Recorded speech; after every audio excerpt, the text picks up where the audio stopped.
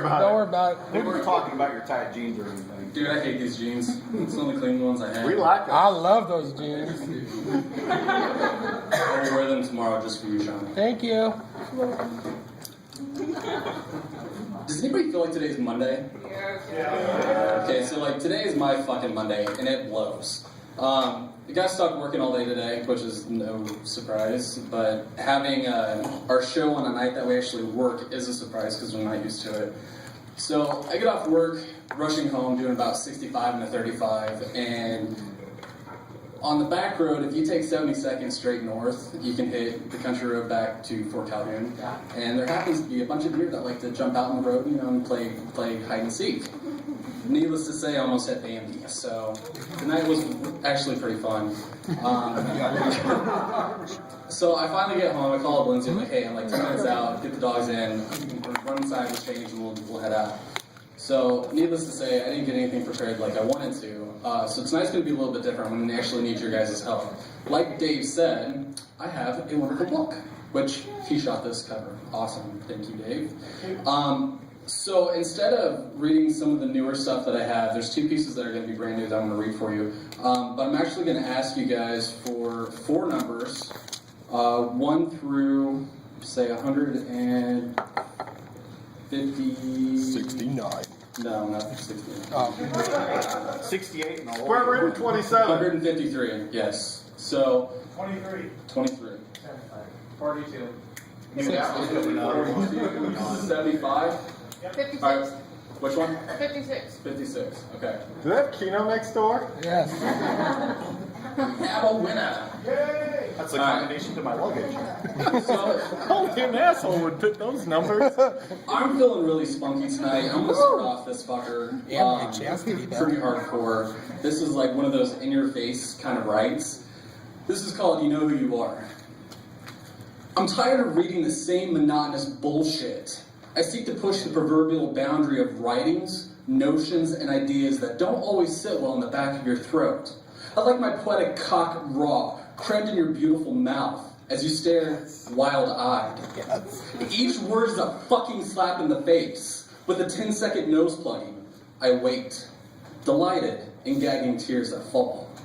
There are days that I wish, that I long to be dominated, choked, and ridden hard until my mind comes over and over and over. But the fear grips tightly instead and leaves me blue-balled while you tiptoe around taboo ideas and thoughts, only because political correctness is a must, lest we create riots, riding with a serpent's quill tongue.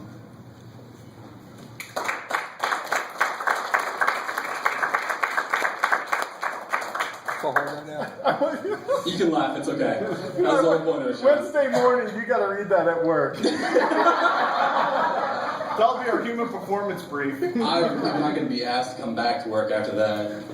Oh, you'll be asked to come, just not at work. I'm sorry. Fair enough, fair enough. It's on video. It's on video, don't worry. Is it? Alright, so the first one you guys said 23. This one's called There's Only Me. I stare into the silky blackness, birthed from my ceiling, waiting for soft void to swallow deliciously flightless images transmitted between radio waves. The world is a blue suede suit set against my life's brown shoes. Despite their shine, my souls don't spark fire. Elegance refined, I remain forever fooled by shifting sands turned quicksand, soaked by extra virgin liquid sun. The fan screams, spinning blades sending songs humming across the room. Cool air caresses my sweat-beaded body, cementing me to sheets, preventing escape. Heartbeat thunders, streaming into purple-orange horizons, but the lingering devil erupts within. There is no silky darkness, no liquid sun. Only the thundering hum of asteroids violently colliding.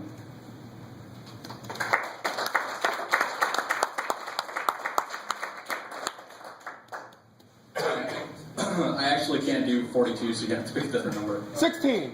Alright, 16. Got it. Do the next number up. Do the next number up.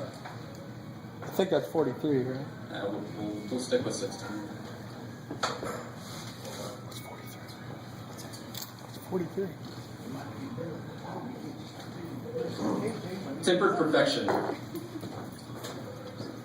I was born on an eagle's back in a sky with coughed up stars like carnival confetti. My skin melted in the kiln of your words. You blow, molten lump into artwork of glass, removing me from the annealing oven, awaiting to be filled by carbonation of life. My heart is bronze, tempered by storms of adversity, a door of oak to withstand all that knock. But your gentleness pressed against my soul turned my strength into a sapling, empowering your bow to sing across the essence of my being.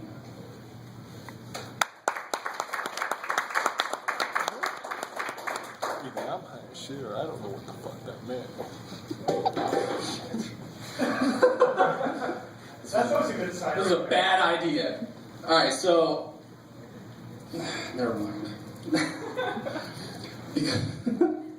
because that is enough.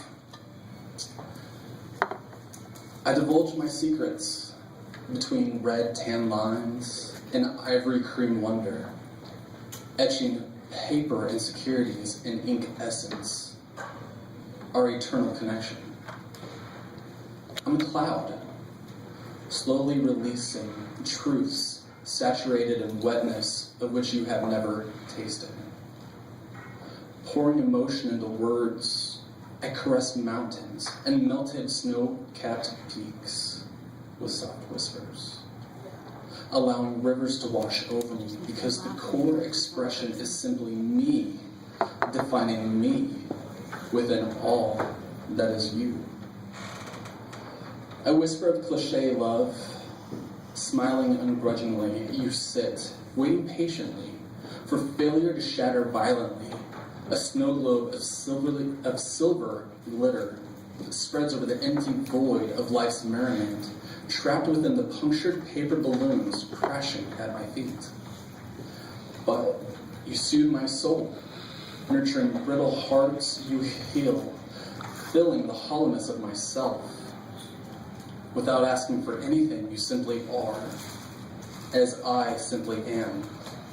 And I thank you, because that is enough.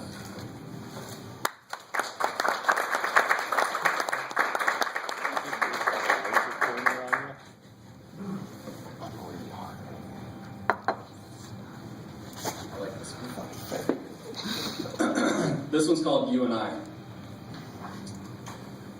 I write to peel off flesh and find myself exposed, dangling from a cracked cocoon. It is my tether when you fall away, and you always do. Just as the drunk promises to never drink, but always does.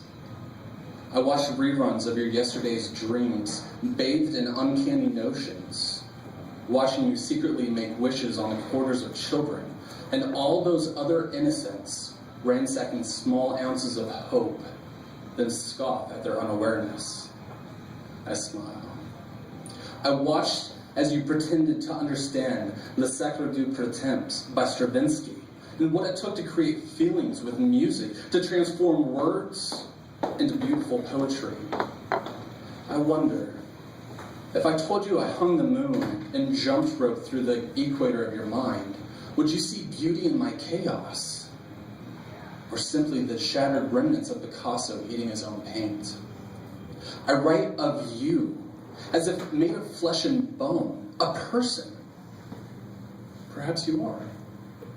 And like anyone, you crave good conversations and inviting touches, like Samantha, the cocktail waitress, or a stranger perched at the bar waiting behind hidden glances. No, instead it's better to say simply you. Because to write of them is too personal, like asking a whore where to find God. Instead of finding salvation, you end up paying for sex, and like all merchandise in life, there are no refunds. You're just fucked. Good.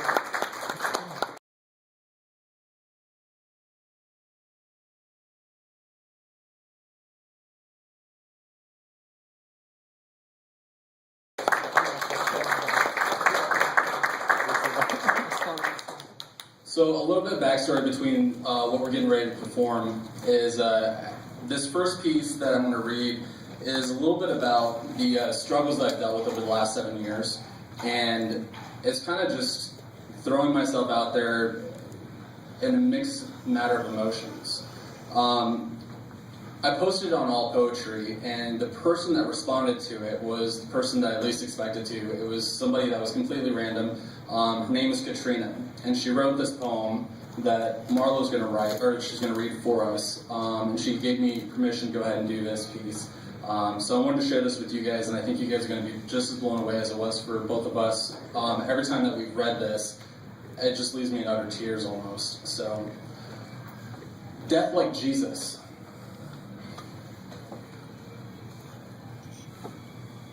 I cookie cut myself into your world.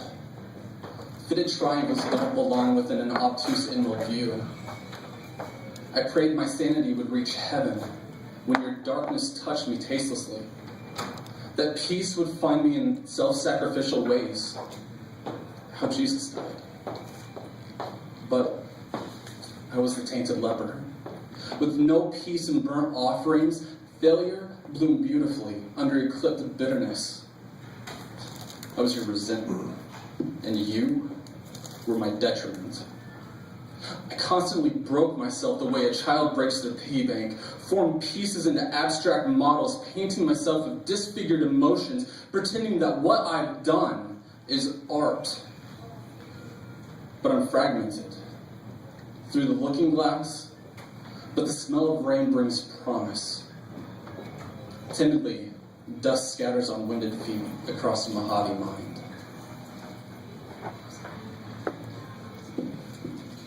I'm sorry that I made you cut yourself into pieces of me. You were right, you know, about faded ankles and emerald. I can't say that I prayed because I don't, but there are mornings, nights that I would give anything to believe again. I tried to leave my light on for you, but the darkness speaks swift and strong to that part of me that you always called soul.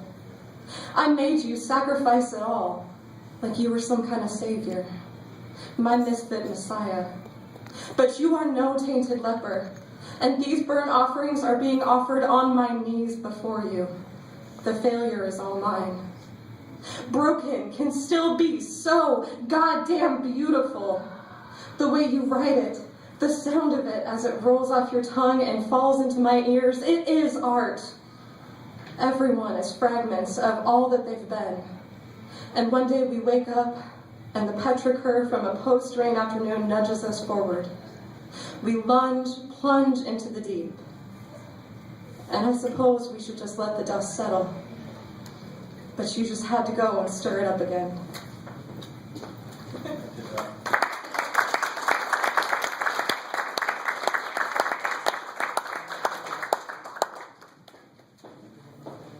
Thanks, guys.